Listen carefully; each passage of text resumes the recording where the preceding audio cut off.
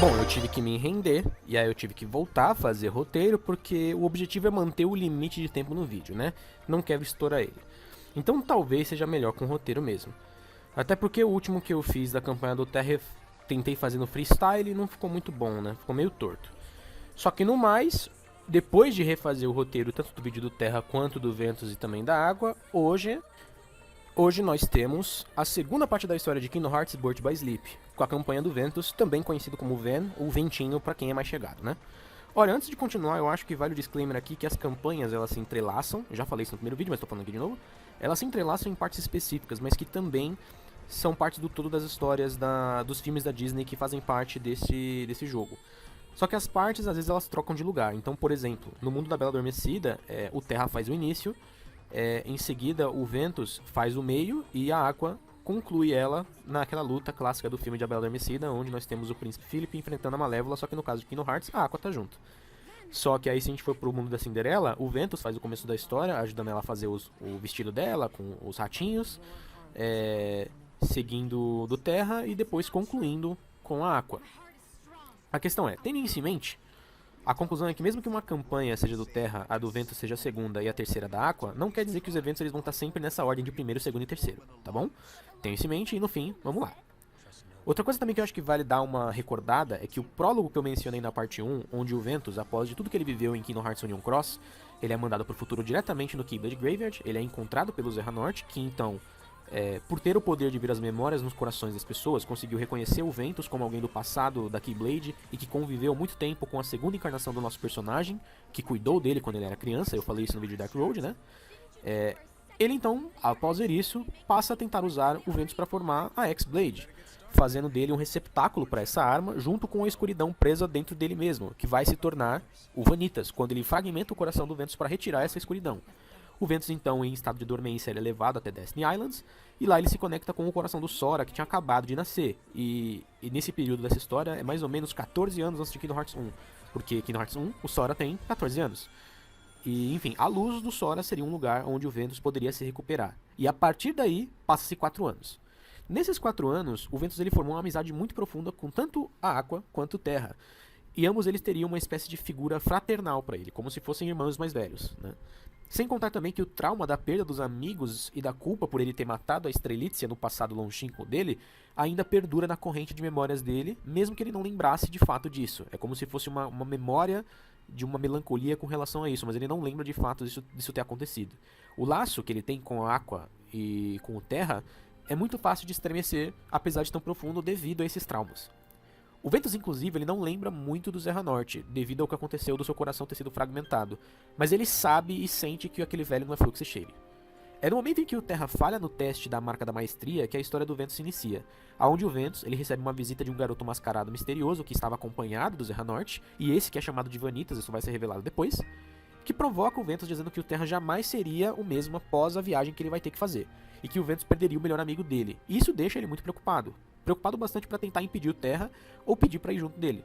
Só que é claro que o Terra nega a oferta, mas o Ventus mesmo assim foge de The Land of Departure, o mundo em que se passa esse começo da história, sem saber que a Aqua também estaria na cola deles, né, tanto do Terra quanto do Ventus.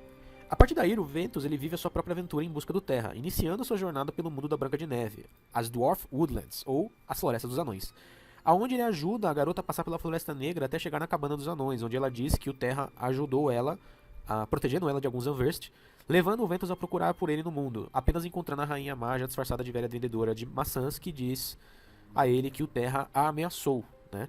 E isso ele acha muito suspeito.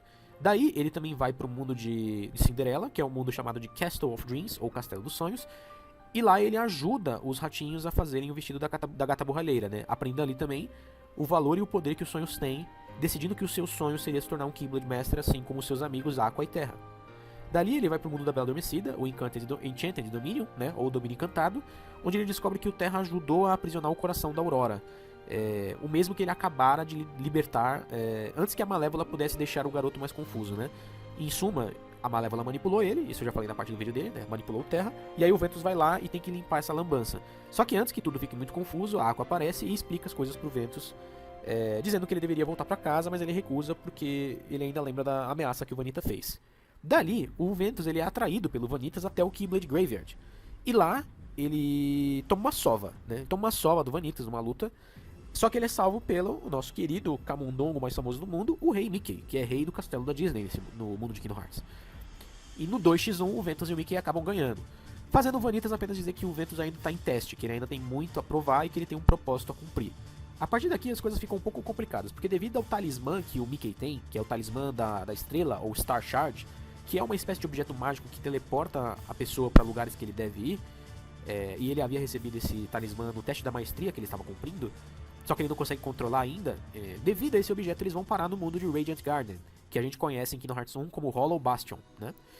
E quando ele se separa do Mickey, o Ventus encontra um grande Unversed, que parece uma espécie de máquina, assim como outros monstros também, e ele inclusive ajuda um transeunte que estava em Radiant Garden, que era o tio Patinhas. Devido a ele ter salvado o Pato Ricaço, ele ganha 3 passos pro mundo da Disneylândia, e além disso ele também conhece o Merlin, lá de A Espada Era Lei, da história do Rei Arthur, além de outros personagens que terão mais relevância no futuro da história de Kingdom Hearts, todos eles atrelados à Disney e também originais, né? Originais que eu digo que são criações do universo de Kingdom Hearts, não são nem de Final Fantasy nem da Disney, né? Depois de uma perseguição ao Unversed gigante que ele tinha encontrado, ele se reencontra, felizmente, com o Terra e a Aqua. E aí eles lutam com esse Unversed gigante, que era feito de 3 partes, chamado de Trinity Armor. O Ventus, então, depois da luta, quando eles triunfam a luta, né? Ele entrega para os seus 2 amigos um passe para cada um. Só que o presente não acaba com o climão que se formou, porque uma discussão acontece. Em suma, a Aqua começa a cobrar o Terra por ele ter dado mole para a própria escuridão e feito umas besteiras nos mundos, lembrando eles, né, sobre os ensinamentos do Heracles, de que a escuridão é ruim, você tem que controlar ela e tudo mais. Além também de dizendo pro Ventus que ele deve voltar, deixar de ser teimoso, né, e voltar pra Land of Departure, porque é perigoso demais para ele continuar sozinho, sem ser um mestre, sem ter todos os ensinamentos que eles têm. A discussão ela se desenrola, né, nessa discordância entre eles. E aí o Terra decide que vai continuar a sua jornada, diz pra Aqua parar de encher o saco dele e o Ventus vai atrás dele. E aí, antes que ele consiga alcançar o Terra, o Ventus salva um jovem garoto chamado Ienzo. E ele entrega pelo representante dele, né, pelo responsável dele, que é um pesquisador chamado Evan. O Ventus depois ele encontra o Terra e ele acaba afirmando pro Ventus que o Ventus não tem que se preocupar com ele, porque eles vão se reencontrar novamente quando for necessário e que tudo vai ficar bem, que o Terra não vai mudar, e se for vai ser pra melhor. A Aqua então tenta novamente levar o Ventus pra casa, pedindo desculpas pelo jeito que ela reagiu a ele, né? Mas dizendo que existe um perigo pra ele se ele ficar fora. Só que ela não quer contar pra ele que perigo é esse. Ele recusa devido a essa insinceridade. E depois que ele fica um tempo ali a mais em Radiant Garden ali, ponderando a amizade dele com o Terra e com a Aqua, as quais ele tá sentindo que estão estremecidas, né? E aí ele fica lá pensando sobre o que de fato são amizades e laços e a importância que essas coisas têm. E muito provavelmente isso deve vir das memórias que ele perdeu junto dos traumas que ele tem lá de Union Cross. Só que é nesse momento que ele conhece outros 2 jovens, o Lia, que logo mais no futuro a gente vai reconhecer ele como Axel, e o Aisa, também que a gente vai conhecer futuramente como Sykes. E o tal encontro deles basicamente forma novas 2 amizades pro Ventus, que deixa o Ventus curioso de entender como que essas coisas podem se formar e como que elas podem se fortalecer. Em suma, ele meio que tá numa espécie de busca ele tem a intenção de fazer novos amigos, e tudo isso motivado a esses traumas. E ele também quer reforçar as noções simplistas dele de amizade. Ele não entende que os laços não têm só coisas positivas, né? Os laços têm coisas negativas também, só que ele tá meio que nessa fase de negação. E a partir daqui começa a fase endgame da história. Eu vou dar uma aceleradinha, porque eu não quero demorar muito, mas daqui eu vou passar por cima tudo o que acontece nos mundos da Disney que sobram, tá bom? O Ventus então ele vai passar pelo mundo do Hércules, que é o Coliseu do Olimpo, e lá ele faz amizade tanto com o Hércules e o Zack, de Final Fantasy Crisis Core, aonde ele entende o que fortalece realmente as relações entre os entes queridos, que tem a ver com a confiança, com a codependência, com o respeito e com todas as atitudes que vão levar a um inspirar um melhor no outro, né? De lá ele vai para a nave que está prendendo Lilo e Stitch, num mundo chamado Deep Space, né? Ou então Espaço Profundo. E é claro, é a nave que o Stitch estava preso antes dele chegar na Terra no plot do filme. Lá ele encontra o Stitch, e esse Stitch já conheceu tanto a Aqua quanto o Terra. E no início eles enfrentam um Unversed gigante que invadiu a nave, e a partir dessa luta eles viram amigos, né? E eles conseguem destruir o monstro. Só que aparece lá aquele outro alienígena que eu esqueci o nome dele, que é uma espécie de guarda, destrói um amuleto que o Stitch tinha feito para simbolizar a amizade dele com o Terra e com a Aqua. Só que o Ventus explica pro Stitch que os sentimentos eles são mais fortes do que um objeto, e que a amizade que eles têm é muito maior do que só um objeto, né? Enquanto ele tiver a Aqua, o Terra e o Ventus no coração, eles sempre vão continuar sendo amigos, né? Nisso eles conseguem fugir daquele alienígena guarda, e após ele derrotar o Unversed gigante, eles fogem da nave, né? Só que um dispositivo de hyperdrive daquele espécie de carro espacial que o Stitch usa no começo do filme, que é o que vai mandar ele pra Terra, faz uma espécie de explosão no espaço e isso faz com que o Ventus ele meio que se perca no espaço entre mundos, né? Ele é jogado pra longe. A partir daí, ele vai chegar na Terra do Nunca, sim, a ilha de Neverland. E lá ele encontra o amuleto da estrela do Mickey, que havia sido roubado pelo Capitão Gancho junto da Sininho, que também é sequestrada por ele. Ele ajuda então o Peter Pan e os meninos perdidos a derrotar o Capitão Gancho, e mais uma vez, Ventus faz novos amigos. E eles decidem fazer do baú, que era do Capitão Gancho, uma espécie de tesouro pessoal deles, onde eles vão guardar itens importantes para cada um deles. E o Ventus ele deixa lá a Keyblade de madeira que ele havia ganhado de presente do Terra por muitos anos atrás. O Ventus então ele é levado pelo amuleto da estrela que ele recupera até um outro mundo, e esse mundo é a Torre Misteriosa de Enseed. Lá, o mestre Enseed conversa e elogia o trabalho do Ventus em cuidar das criaturas Unversed que têm atacado os outros mundos. E diz ele também que o trabalho do Mickey era lidar com isso no seu teste pessoal para a marca da maestria que ele estava fazendo. O ponto é que o Mickey está em perigo e o Ventus vai lá para salvar ele, assim como o Ventus tinha sido salvo pelo Mickey antes, né? E é claro, ele também conhece o Donald Pateta. É nesse momento que o Ventus retorna para o Keyblade Graveyard e lá ele encontra os Xehanort, que estavam aguardando. É a partir daí que o Ventus descobre a verdade do que ele é, de quem Vanitas é e do que Xehanort havia planejado para si e para ele, porque o Heracles queria manter ele em Land of Departure, né? Todos os segredos que o Heracles também mantinha do Ventus e que forçavam ele a ficar lá preso naquele mundo. Sendo o Vanitas a mais pura escuridão, vinda direto do passado e misturada com as próprias trevas do Ventus, no momento em que ele se chocasse com o Ventus, essa luz pura que o Ventus possuía resultaria na formação de uma nova X-Blade, o que o Xehanort cobiçava, porque o seu plano era refazer o mundo à sua forma, né? Ao recordar as memórias que ele com relação a esse passado, inclusive, ele consegue um keychain, que é o que muda a forma da Keyblade durante o jogo, que vai mudar, né? Porque são as armas que os personagens usam, então algumas têm mais poder mágico, outras têm mais poder físico. O ponto é, essa keychain se chama Lost Memory, e inclusive o símbolo principal dela é bem curioso, porque é um coração com um pedaço faltando, né? Simbologicamente, isso representa a relação dele com o Vanitas, porque o Vanitas é o pedaço que está, né, desconectado do Ventus, a escuridão que falta nele. O curioso também é que a Keyblade do Ventus, que ele possui em Union X, se chama Missing Ache, que traduzindo ficaria como algo como a dor esquecida. Algo que também representa seu trauma de memórias da época de Dandelion que estão perdidas no presente do Birth by Sleep, né? Enfim, ele resgata o Mickey e o Ventus retorna ao mundo de The Land of Departure, agora querendo se esconder desses problemas porque ele não quer enfrentar o Vanitas e perder o controle e fazer como ele fez antes, né? Só que a questão é, temendo o pior, o Heracles decide que o melhor jeito de impedir o plano do Xehanort seria acabando com o Ventus antes que o Ventus tenha que enfrentar o Vanitas. Então ele tenta o matar. Só que antes que o pior aconteça, o Terra aparece e salva o Ventus, que abre um portal para jogar o Ventus lá, né, e para que ele escape. E assim o Ventus não vê o resultado da batalha entre Terra e Heracles, só que ele é jogado no mundo de Destiny Islands, no mesmo mundo que ele havia sido colocado lá há muito tempo atrás para se recuperar. E lá ele encontra o Vanitas uma última vez, que provoca ele dizendo que eles estão destinados a lutarem, porque eles são partes de um único ser, e que se o Ventus desistir dessa luta, desistir do seu destino, ele pessoalmente mataria o Terra e a Aqua. Então tudo agora teria que ser resolvido no Keyblade Graveyard. O Ventus aprende sobre o fim do Heracles através do Terra e da Aqua, e agora os três amigos devem lutar juntos, porém o Ventus explica que a sua condição com relação ao plano da X-Blade é muito perigosa, e ele requisita que os seus amigos o matem caso ele perca o controle e seja se forçado a unir ao Vanitas. Eles não têm muito tempo para continuar os planos, né, e discutir essa condição, porque o Xehanort aparece com o Vanitas e aí a grande batalha final se inicia. Ao atacar o Xehanort pelas costas, o Ventus ele é congelado e jogado do alto de uma montanha, e isso faria com que ele se estraçalhasse, só que ele é salvo no último momento pela Aqua. O Terra então vai ao encontro de Xehanort, deixando o Ventus e a Aqua para lidar com o Vanitas, e o Braig, que aparece ali. E o Braig é um personagem lá de Radiant Guardian, e ele tem mais foco na campanha do Terra, né? A Aqua é nocauteada, e antes que ela seja morta pelo Vanitas, o vento, com a força da própria raiva, consegue descongelar a magia que havia aprisionado ele, e a batalha derradeira da sua campanha se inicia. O Ventus derrota sua contraparte no mundo físico, e isso revela que o Vanitas não só meio que estava esperando que isso acontecesse, como também é revelado que os Unversed são criaturas que provêm dele, mas isso é claro, eu já expliquei na primeira parte, né, com mais detalhes. O ponto é, ele se junta ao Ventus e toma o controle do corpo dele, forjando a X-Blade, enquanto o Xehanort segue com a sua parte do plano que cabe ao Terra. A Aqua então é obrigada a enfrentar o Vanitas no corpo do Ventus, e é claro ela tem a ajuda do Mickey que aparece lá para salvar o dia mais uma vez.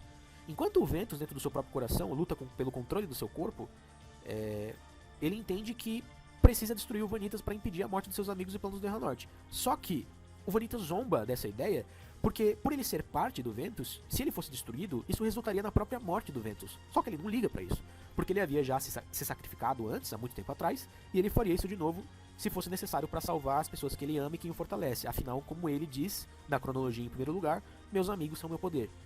Assim, quando ele usa das suas últimas forças, o Ventus destrói o Vanitas. E isso resulta, como explicado pelo próprio Vanitas, né, na destruição do coração do Ventus.